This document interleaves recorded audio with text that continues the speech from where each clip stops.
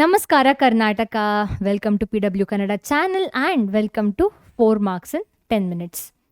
So ಇವತ್ತು ನಾವು ಈ 4 marks in 10 minutes for NEET exam ಅಲ್ಲಿ ನಾವು ಯಾವ ಕಾನ್ಸೆಪ್ಟನ್ನು ಡಿಸ್ಕಸ್ ಮಾಡಲಿಕ್ಕಿದ್ದೀವಿ ಅಂದರೆ that is going to be about features that required to facilitate cloning in to a vector. So ಈ ಇಮೇಜನ್ನ ನೀವು ಒಂದು ಚಾಪ್ಟ್ರಲ್ಲಿ ನೋಡಿರ್ಬೋದು, that is biotechnology, its principle and processes ಅಲ್ಲಿ ಅಲ್ವಾ. ಸೊ ಈ ಕಾನ್ಸೆಪ್ಟ್ ಏನಿದೆ, ಸೊ ಇದರಿಂದ ಕ್ವೆಶನ್ಸ್ ಬರೋ ಚಾನ್ಸಸ್ ಇರುತ್ತೆ ನೀಟಲ್ಲಿ, ಅದೇ ಥರ CTಯಲ್ಲಿ. ಸೊ ಇಲ್ಲಿ ಏನು ಕೊಟ್ಟಿದ್ದಾರೆ ಅಂದರೆ ಬೇಸಿಕಲಿ ಈ ಕ್ಲೋನಿಂಗ್ ವೆಕ್ಟರ್ ಏನಿದೆ ಅದರ ಫೀಚರ್ಸ್ ಏನು ಅಂತ. So features that is required to facilitate cloning. ಒಂದು ವೆಕ್ಟರ್ ಅನ್ನು ಯೂಸ್ ಮಾಡಿಕೊಂಡು ಕ್ಲೋನಿಂಗ್ ಮಾಡಬೇಕಾದ್ರೆ, ಅಂದರೆ ಆ ವೆಕ್ಟರ್ ಒಳಗಡೆ ನಮ್ಮ ಜೀನ್ ಆಫ್ ಇಂಟ್ರೆಸ್ಟ್ ಎಲ್ಲ ಹಾಕಬೇಕಾದ್ರೆ ಅದರ ಫೀಚರ್ಸ್ ಏನಿರಬೇಕು ಅಂತ ಒಂದು ಪ್ಯಾರಾಗ್ರಾಫ್ ಇದೆ ನಿಮ್ಮ NCERTಯಲ್ಲಿ. ಸೊ ಅದನ್ನು ಕವರ್ ಮಾಡಿ ಒಂದು ಕ್ವೆಶನನ್ನು ಡಿಸ್ಕಸ್ ಮಾಡೋಣ. Fine. So the very first feature that is required for the cloning in a vector is ಒರಿ ಸೈಟ್, ಅಂದರೆ origin of replication. So origin of replication ಅಂತ ಹೇಳೋ ಒಂದು ಫೀಚರ್ ಅಥವಾ ಒಂದು ಸೈಟ್ ಇರಬೇಕು ವೆಕ್ಟರಲ್ಲಿ. ಯಾಕೆ? This is a sequence from where replication starts. Ori ಸೈಟಿಂದ ರೆಪ್ಲಿಕೇಶನ್ ಆಗುವಂಥದ್ದು. ರೆಪ್ಲಿಕೇಶನ್ ಕಾನ್ಸೆಪ್ಟನ್ನು ನೀವು ಸ್ಟಡಿ ಮಾಡುವಾಗ, that is molecular base of ಇನ್ಹೆರಿಟೆನ್ಸಲ್ಲಿ ಸ್ಟಡಿ ಮಾಡುವಾಗ ನಿಮಗೆ ಗೊತ್ತಾಗುತ್ತೆ ಇದರ ಇಂಪಾರ್ಟೆನ್ಸ್ ಏನು ಅಂತ. ಸೊ ರೆಪ್ಲಿಕೇಶನ್ ಆಗೋದು ಎಲ್ಲಿಂದ ಸ್ಟಾರ್ಟ್ ಆಗೋದೇ ಈ ರೀಜನಿಂದ, ಕರೆಕ್ಟಾ? So any piece of DNA when linked to this sequence it can be made to replicate. So ಯಾವುದಾದ್ರು ನಮಗೆ ಬೇಕಾದ ಒಂದು ಸೀಕ್ವೆನ್ಸನ್ನು ನಾವು ಹಾಕಿದ್ರೆ ಇದ್ರ ಹತ್ರ ಏನಾಗುತ್ತೆ, when it is been linked ಅದು ರೆಪ್ಲಿಕೇಟ್ ಆಗುತ್ತೆ. ಎಲ್ಲಿ? ಹೋಸ್ಟ್ ಸೆಲ್ಸಲ್ಲಿ. This sequence is also responsible for controlling the copy number. Okay, ಒಂದು ಫಂಕ್ಷನ್ ಏನು, ಒರಿ ಸೈಟ್ ಅಥವಾ ಒರಿಜಿನ್ ಆಫ್ ರೆಪ್ಲಿಕೇಶನ್, ಇದು ರೆಪ್ಲಿಕೇಶನನ್ನು ಸ್ಟಾರ್ಟ್ ಮಾಡುತ್ತೆ ಅಂತ ಹೇಳೋದು. ಇನ್ನೊಂದು ಫಂಕ್ಷನ್ ಏನು, DNA when linked to this sequence it can be made to replicate. Okay, and another important is copy number. ಅಂದರೆ ನಾವು ಈ ವೆಕ್ಟರ್ ಒಳಗಡೆ ಜೀನ್ ಆಫ್ ಇಂಟ್ರೆಸ್ಟ್ ಇದೆ ಅಂತ ತಿಳ್ಕೊಳ್ಳಿ, ಅದನ್ನು ಹೋಸ್ಟ್ ಸೆಲ್ಸ್ಗೆ ಹಾಕ್ತೀವಿ ಅಂತ ತಿಳ್ಕೊಳ್ಳಿ. ಸೊ ಈ ವೆಕ್ಟರ್ಸ್ ಹೇಳುವಂಥದ್ದು ರೆಪ್ಲಿಕೇಟ್ ಆಗಬೇಕು. ಎಷ್ಟು ಕಾಪಿಯಲ್ಲಿ ರೆಪ್ಲಿಕೇಟ್ ಆಗಬೇಕು, ಅಥವಾ ಜೀನ್ ಆಫ್ ಇಂಟ್ರೆಸ್ಟ್ ಅದರೊಳಗಡೆ ಇರುವಂಥದ್ದು ಎಷ್ಟು ಸಲ ರೆಪ್ಲಿಕೇಟ್ ಆಗಬೇಕು, ಕಾಪಿ ನಂಬರ್ ಎಲ್ಲ ಡಿಸೈಡ್ ಮಾಡುವಂಥದ್ದು ಈ ಒರಿ ಸೀಕ್ವೆನ್ಸ್ ಅಥವಾ ori site. So if one wants to recover many copies, okay, of the target DNA, it should be cloned in a vector whose origin of replication can make a or can support a high copy number. So this is the importance of ORI or ORI site or ORI sequence, andre origin of replication site. Next feature ಏನಂದ್ರೆ it should have selectable marker. ಈ selectable marker ಇಂದ ಏನಾಗುವಂಥದ್ದು, it will be helping, this particular sequence will be helping in selecting the cloned transformed cells. ಅಂದರೆ ನನ್ನ gene of interest, ಈ gene of interest ಈ vector ಒಳಗಡೆ ಇದೆ ಅಂತ ನಾನು ಕನ್ಫರ್ಮ್ ಮಾಡ್ಕೊಳ್ಳೋದು ಹೇಗೆ? With the help of selectable marker. Okay, so in addition to ori, the vector requires a selectable marker which helps in identifying and eliminating non transformant ಅಂದರೆ ಈ vector ನಮ್ಮ ಹೋಸ್ಟ್ ಸೆಲ್ಲಲ್ಲಿ ಇಲ್ಲ ಅಂದರೆ ಇಟ್ ಈಸ್ ನಾಟ್ ಟ್ರಾನ್ಸ್ಫಾರ್ಮ್ಡ್. ಆದರೆ ಈ vector which has gene of my interest, if it is present inside the host cell, it means this particular cell is been transformed. ಈಗ ಇದು transformed ಅಲ್ವಾ? ಸೊ ಟ್ರಾನ್ಸ್ಫಾರ್ಮೆಂಟ್ಸನ್ನು ಎಲಿಮಿನೇಟ್ ಮಾಡೋಕ್ಕೆ ಅಥವಾ ಪಿಕ್ ಮಾಡೋಕ್ಕೆ ಹೆಲ್ಪ್ ಮಾಡುತ್ತೆ. ಅದೇ ಥರ selectively permitting the growth of the ಟ್ರಾನ್ಸ್ಫಾರ್ಮೆಂಟ್ನ ಫರ್ದರ್ ಗ್ರೋತಿಗೂ ಅಂದರೆ ಸಿಲೆಕ್ಷನಿಗೂ ಹೆಲ್ಪ್ ಮಾಡುತ್ತೆ. ಸೊ ಟ್ರಾನ್ಸ್ಫಾರ್ಮೇಷನ್ ಅಂದರೆ ಏನು? It's the procedure through which the piece of DNA is introduced into host bacterium, okay, with the vector. So normally the genes encoding resistance to antibiotics such as ampicillin, chloramphenicol, ಬೇರೆ ಥರದ ಆಂಟಿಬಯೋಟಿಕ್ಸನ್ನು use ಮಾಡುವಂಥದ್ದು to confirm transformation ಆಯ್ತಾ ಇಲ್ವಾ ಅಂತ ಹೇಳೋದಕ್ಕೆ.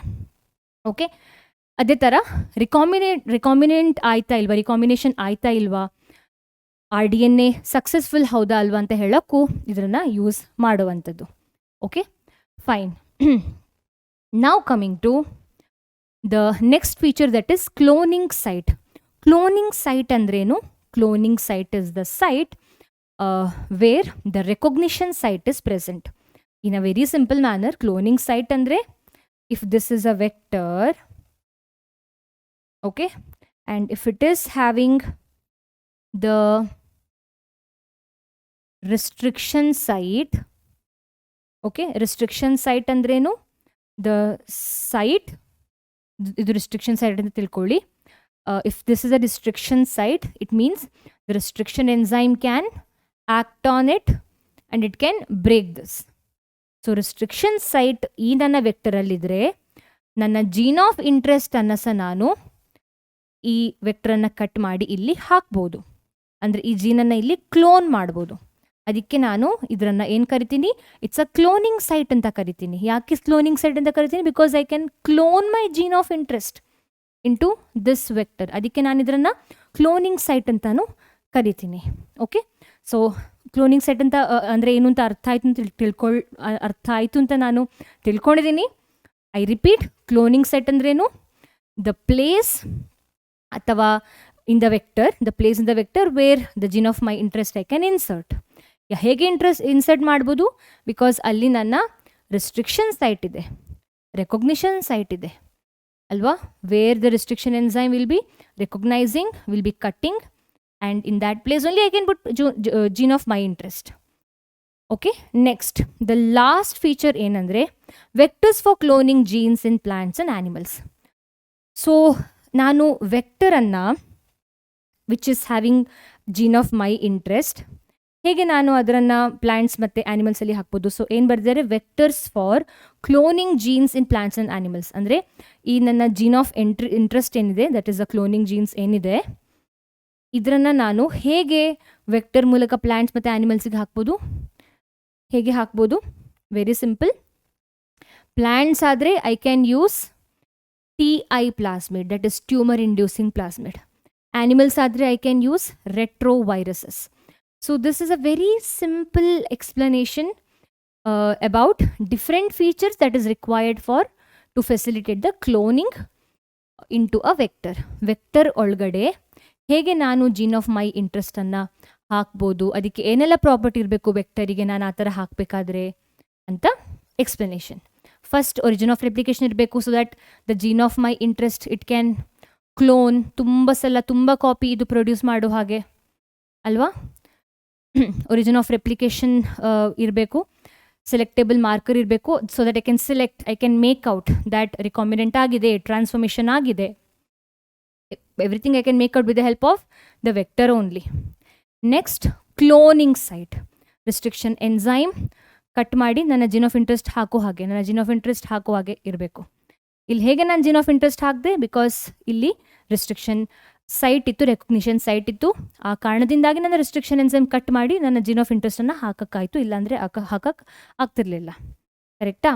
The last is the different way how we can insert the cloning site, how can we insert the gene of our interest into animal or plant cells? That is with the help of retroviruses for animals, TI plasmid ಅಂತ ಹೇಳೋ ಒಂದು ವೆಕ್ಟರ್ನ use ಮಾಡಿಕೊಂಡು ನಾವು gene of ಇಂಟ್ರೆಸ್ಟನ್ನು plants ಒಳಗಡೆ ಹಾಕುವಂಥದ್ದು. Okay, ಈಗ ಒಂದು ಕ್ವಿಕ್ ಆಗಿ ಕ್ವೆಶನನ್ನು ಡಿಸ್ಕಸ್ ಮಾಡೋಣ. The sequence that controls the copy number of the linked DNA in the vector is termed as. So NEET 2020 ಬಂದಿದೆ ಡೈರೆಕ್ಟ್ NCERT ಸ್ಟೇಟ್ಮೆಂಟ್. ಸೊ ಈ ರೀಸನಿಗೆ ನಾನು ಇಲ್ಲಿ NCERTಯ ಇಮೇಜನ್ನು ಹಾಕಿರೋದು. ಇಲ್ಲಿ ಕೊಟ್ಟಿದ್ದಾರೆ ನೋಡಿ, the sequence is also responsible for controlling the copy number of the linked gene. DNA ಅಂದರೆ ಯಾವುದು? ನನ್ನ ಜೀನ್ ಆಫ್ ಇಂಟ್ರೆಸ್ಟ್ ಇದು. ಈ ಕಾಪಿಯನ್ನು ಡಿಸೈಡ್ ಮಾಡೋದು ಯಾರು? ಒರಿಸೈಟ್ ಕಾಪಿ ನಂಬರನ್ನು. ಓಕೆ, ಸೊ ಏನಾಗಬೇಕು ಇಲ್ಲಿ ಆನ್ಸರ್? ಒರಿಸೈಟ್ ಆಗಬೇಕು. Okay, simple. ಪ್ಯಾಲಿಂಡ್ರೋಮಿಕ್ ಸೀಕ್ವೆನ್ಸ್ ಅಂದ್ರೇನು? Palindromic sequence, I hope you remember, ನಾನು ಹೇಳ್ತಾ ಇದ್ದೆ while I was explaining the chapter. Malayalam ಒಂದು ಎಕ್ಸಾಂಪಲ್. ಕನ್ನಡದಲ್ಲಿ ಕುಬೇರನಿಗೆ ಏನಿರಬೇಕು, ಯಾವ ಕಡೆಯಿಂದ ಓದಿದ್ರು ಒಂದೇ ಥರ. ಸೊ ಈ ಥರ ಪ್ಯಾಲಿಂಡ್ರೋಮಿಕ್ ಸೀಕ್ವೆನ್ಸ್ ಇದ್ದರೆ ಕಟ್ ಮಾಡಿ ಜಾಯಿನ್ ಮಾಡೋಕ್ಕೆ ಈಸಿ ಆಗುತ್ತೆ. ರೆಸ್ಟ್ರಿಕ್ಷನ್ ಎನ್ಸೈಮಿಗೆ ಕಟ್ ಮಾಡೋಕ್ಕೂ ಈಸಿ ಆಗುತ್ತೆ, ಕಟ್ ಮಾಡಿ ಜೀನ್ ಆಫ್ ಇಂಟ್ರೆಸ್ಟ್ ಹಾಕಿದ್ಮೇಲೆ ಜಾಯಿನ್ ಮಾಡೋಕ್ಕೂ ಈಸಿ ಆಗುತ್ತೆ. ಓಕೆ, DNA ಲೈಗೇಸ್ನ ಅಗತ್ಯ ಕಮ್ಮಿ ಇರೋವಂಥದ್ದು ಆ ಟೈಮಲ್ಲಿ. ರೆಕಗ್ನಿಷನ್ ಸೈಟ್ ಆಲ್ರೆಡಿ ಹೇಳಿ ಆಯಿತು. ರೆಕಗ್ನಿಷನ್ ಸೈಟ್ ಯಾಕೆ ಬೇಕಾಗುವಂಥದ್ದು? ನನ್ನ ರಿಸ್ಟ್ರಿಕ್ಷನ್ ಎನ್ಸೈಮಿಗೆ ರೆಕಗ್ನೈಸ್ ಮಾಡಿ ಕಟ್ ಮಾಡೋಕ್ಕೆ ಬೇಕಾಗುವಂಥದ್ದು. Selectable marker to choose whether the cell is recombinant or not, to choose whether the cell has underwent transformation or not. Okay, so this is all for today. Let's meet in the coming video. Until then, bye.